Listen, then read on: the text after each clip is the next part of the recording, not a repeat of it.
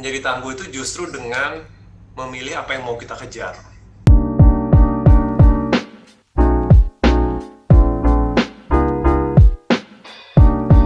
Halo, gue Jonathan N. Kembali lagi di sesi Kubis, Kupas Habis. Dan kali ini kita ngomongin soal gimana caranya kita bisa menjadi stoik di zaman yang serba cepat. Dan mungkin teman-teman juga sudah tahu ada seorang narasumber kita. Dia juga penulis, kemarin habis bikin buku Filosofi Teras. Nggak kemarin juga sih, sudah lama sebelum. Dan sekarang kita langsung panggil ke sini ada Om Henry Manampiring alias Om Piring. Halo Om Piring. Halo John, selamat siang. Apa kabar? Baik, gimana Om Piring? Kabarnya baik? Baik, udah moodnya udah mood liburan. Ya udah Desember ya. Lagi sibuk apa nih sekarang Om Piring? Biasa aja ya, kerja udah menjelang tutup tahun sama saya persiapan mau nulis buku lagi. Buku lagi tentang apa nih? Boleh dikasih ancar-ancar? Mohon doa restu.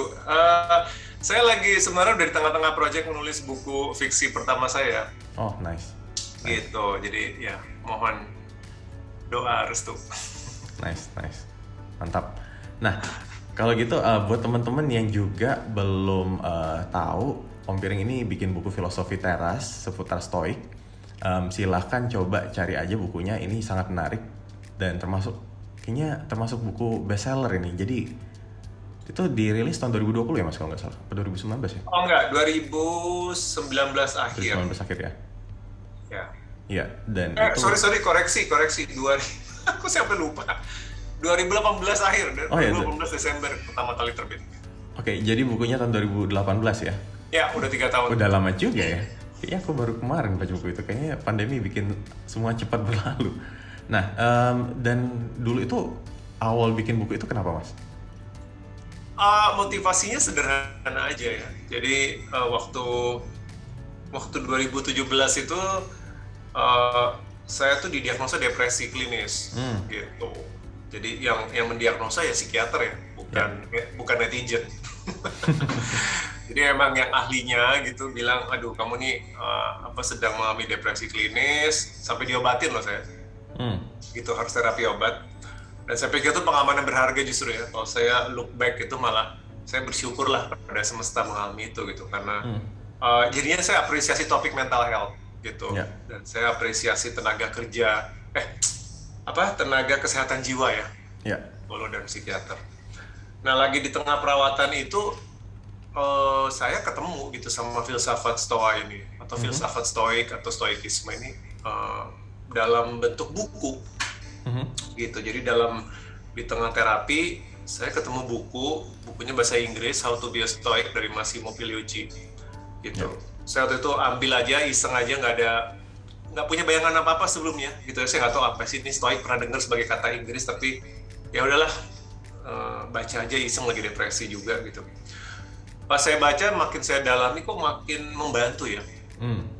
Gitu, makin membantu sehingga saya nggak puas hanya di satu buku itu, saya kejar teks-teks lain, buku-buku yang lain gitu, dan ternyata membantu saya John gitu, membantu saya pulih, bahkan menurut psikiater saya pulih sangat cepat gitu. Jadi harus akan minum obat itu kan nggak bisa kayak minum obat flu ya. Kalau udah ngerasa enakan dikit berhenti aja gitu kan. Kalau obat depresi itu ada durasinya gitu, harus terkontrol.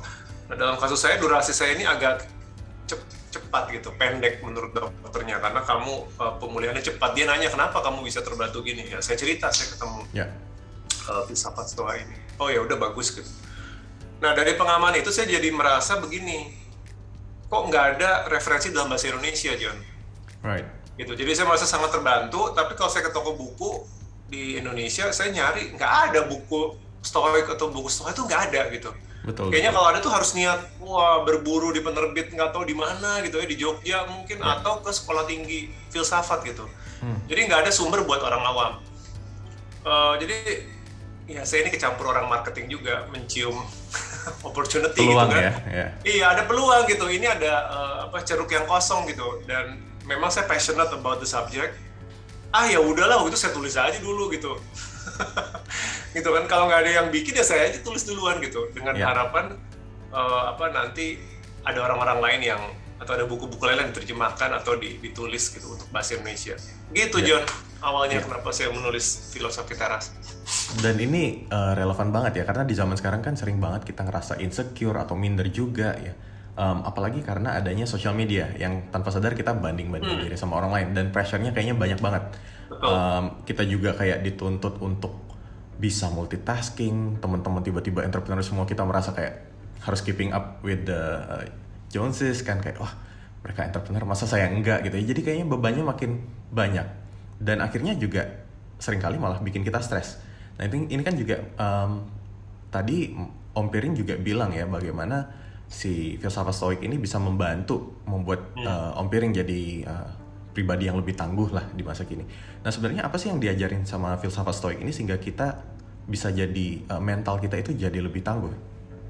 Iya, ini pemilihan kata yang menarik ya gitu. Kalau kita dengar kata tangguh itu kan kayaknya yang terbayang itu kan wah kuat-kuatan gitu kan. Ya. Tangguh itu kan identik wah kamu harus tegar, kuat gitu. Nah lucunya kalau kita pelajari filsafat Stoa gitu, jalan menuju tangguh itu bukan nguatin seperti yang kita biasanya pikirkan gitu.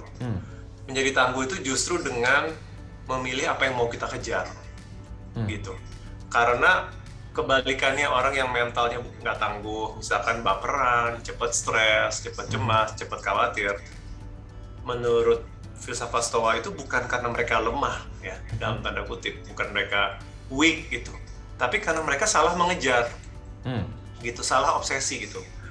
Mereka mengejar atau terobsesi sama hal-hal yang di luar kendali mereka. Tadi kamu bilang sesuatu tentang keeping up with the Joneses gitu kan, gitu. Jadi kamu selalu benchmark ke orang lain gitu, kamu selalu memfokuskan pencapaian itu dibandingkan dengan orang lain. Padahal orang lain itu kan nggak di bawah kendali kita ya. Iya kan? Gitu. Jadi kata filsafat Stoa, gimana kamu nggak baperan gitu, gimana kamu nggak stres, soalnya kamu meng-anchor meng-attach kamu punya rasa kepuasan atau kebahagiaan itu selalu di orang lain, padahal orang lain nggak bisa kamu kendalikan. Nah itu yang bikin mental kamu jadi labil. Gitu. Jadi caranya mental tangguh tuh gimana? Justru memilih apa yang mau kita kejar, memilih apa yang mau kita bangun, dan itu adalah hal-hal yang di bawah kendali kita. Hal-hal yang di luar kendali kita jangan dijadiin sumber kebahagiaan, karena kamu alamat kecewa kok gitu. Misalkan kamu baru bahagia gitu kalau COVID cepat selesai misalkan, ya kan? Nah siapa yang bisa kontrol COVID gitu? Betul. Kita sekarang aja Desember 2021 kita pikir nih kalau film penjahatnya udah mati kan, tiba-tiba penjahatnya bangkit lagi gitu kan. Plot twist ya. Dengan nama Omicron gitu kan. Nah, kalau orang yang tidak siap, jadi orang itu bilang, wah gue akan happy nih bentar lagi pandemi selesai gitu.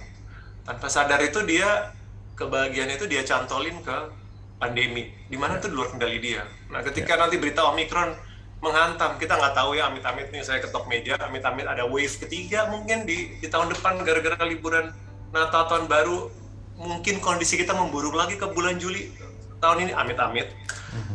Tapi kita siap atau enggak gitu. Ketika kita terlalu berharap pada hal yang luar kendali kita, nah itulah kita jadi goyang kan ketika akhirnya kita terpukul lagi oleh kondisi yang tidak menyenangkan. Di sisi lain gitu, kalau praktisi filsafat Stoa itu diharapkan untuk siap gitu. Saya nggak peduli gitu, pandemi ini bisa nambah lagi, bisa selesai, itu nggak ada hubungannya sama kebahagiaan saya gitu, karena kebahagiaan saya sumbernya harus dari dalam yang bisa saya kendaliin. Jadi tough luck kalau misalkan pandemi ternyata berlanjut, ada wave ketiga, ya nyebelin, ya kita boleh kesel dikit, tapi jangan sampai itu bikin kita down banget. Jadi tangguh itu ternyata dari situ gitu, dari letting go, berhenti mengejar hal-hal yang di luar kendali kita. Nah, gitu John. Kalau gitu pertanyaannya menjadi, hal-hal apa yang sebenarnya yang bisa kita kendalikan nih, Om Piring? Nah, itu kalau di filsafat Stoa itu list hal-hal yang bisa dibawa kendalikan itu pendek banget, John. List yang sangat pendek, unfortunately. Jadi mereka bilang hal-hal yang dibawa kendali kita itu cuman pikiran kita ya, opini kita, judgement kita, eh, perkataan kita dan tindakan kita sampai batas tertentu, gitu ya. Action kita sampai batas tertentu. Udah hanya itu aja, John. Ya. Ya.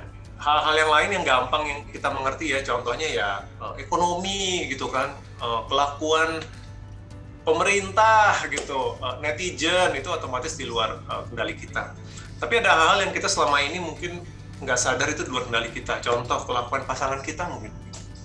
Ya, tanpa sadar tuh banyak masalah tuh timbul karena kita merasa kenapa pasangan kita tuh tidak berbuat atau berkata seperti yang kita harapkan. Padahal dia orang lain, kita lupa dia di luar kendali kita. Keluarga kita mungkin, orang tua kita, ya, kalau masih sering pahit hati mungkin dengan orang tuanya atau saudaranya, itu sebenarnya juga lupa gitu mungkin kalau mereka itu orang lain gitu. Apa yang mereka lakukan itu luar kendali kita. Nah, yang paling susah makin ke bawah tuh makin personal, John. Jadi kekayaan kita dibilang di luar kendali kita, John. Nah, ini ya, kekayaan tuh dibilang di luar kendali kita menurut filsafat Stoa. Kita awalnya mungkin mau protes ya. Kita kan bilang, kan gue investasi, men, gitu. Gue beli sendiri di kripto nih, gitu.